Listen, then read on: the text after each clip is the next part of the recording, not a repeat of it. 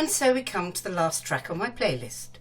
As always with established artists and bands and their music releases, there are many interesting aspects to enjoy about their origins and road to success. The final track is West End Girls from the Pet Shop Boys in 1984, and they are no exception to the rule. The song was written by Neil Tennant and Chris Lowe, who in 1981 formed the English synth-pop duo in London. The lyrics draw upon social class and the pressures of inner city life, and were partly inspired by T.S. Eliot's poem The Waste Land. West End Girls won Best Single at the Brit Awards in 1987 and Best International Hit at the Ivor Novello Awards the same year. The Pet Shop Boys also memorably performed West End Girls at the closing ceremony for London's 2012 Summer Olympics. With echoes of Jagger and Richards' pretentious meetings on a railway platform in Kent, the two met in a hi-fi shop on King's Road, Chelsea in 1981. They discovered a mutual interest in disco and electronic music and became friends.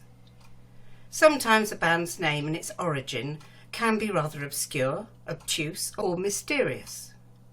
Not so with Messrs Tennant and Lowe. They just took their band name from friends who worked in a pet shop in Ealing, where they were quite simply known as the Pet Shop Boys.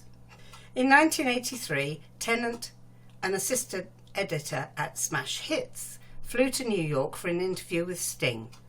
Whilst there, he arranged to meet the acclaimed high-energy producer Bobby Orlando and left him a demo tape of It's a Sin and Opportunities, Let's Make Lots of Money. That tape opened a phenomenally productive and successful recording door, and the duo have sold over 100 million records worldwide since. In the following 2 years, Orlando produced 11 tracks of the Pet Shop Boys.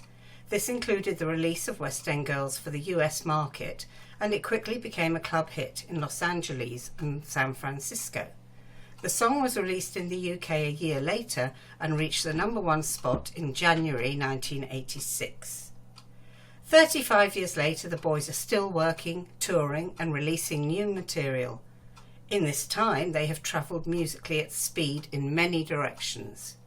Whilst it's impossible to overlook their creative energy and endurance, for me, the freshness and vitality of their earlier work has still not been matched. Thank you for listening. I've been Maxi Moe. I'll talk to you again next week. Goodbye.